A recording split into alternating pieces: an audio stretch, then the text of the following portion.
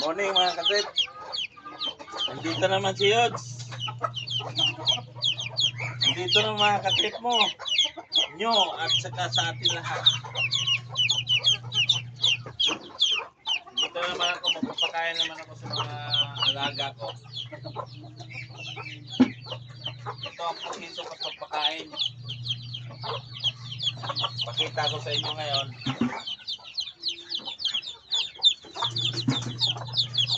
Itong isang sako ay sapal to.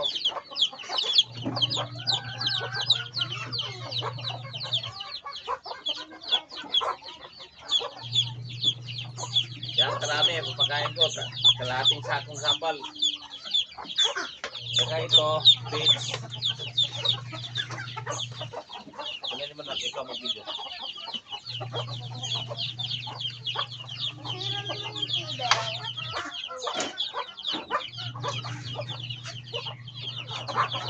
Pakita ko sa inyo mga katrip. Ito.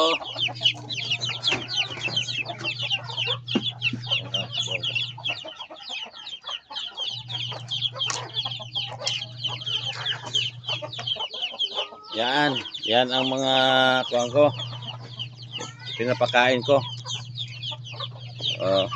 Ngayon, ito ang process ng pagpakain. Tubig.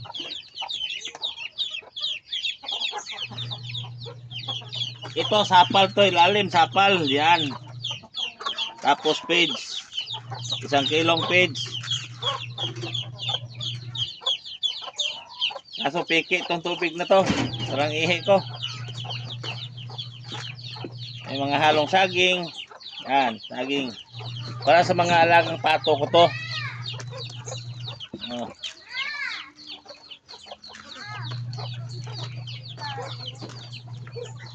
Mga halong saging, yan. Kain mo riyan. Tapos, kulang yata yung feeds. Lagyan ko pa.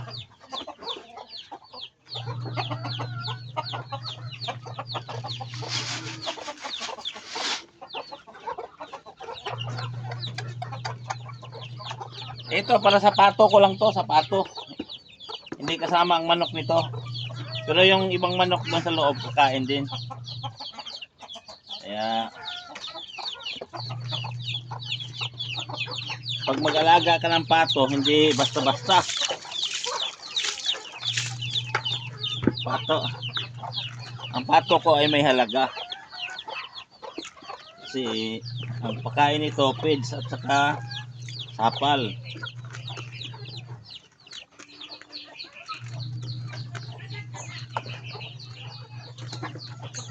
Kita niyo mga katrip ha. Kita niyo paano ko hinalo. Yan. Hinalo ko yan.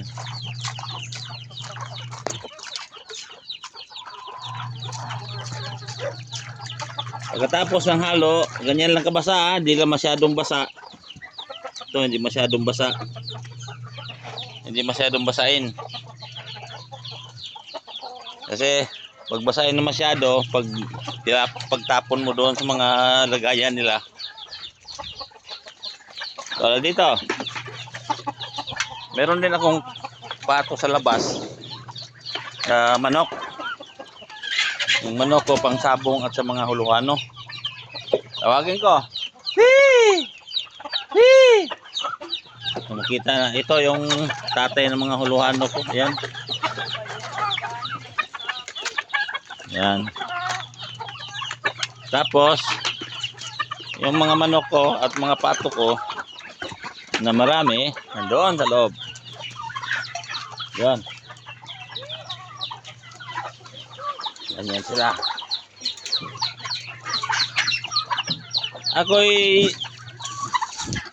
bata pa, marunong na akong mag-alaga ng mga pato, manok, pabo. Kasi naiwan ko doon sa probinsya, nanay ko, nandoon ang mga alaga ko. Yan ang mga alaga ko, pinapakain ko na.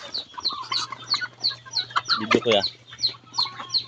Mga katip, ganyan ako mapapakain mga alaga ko.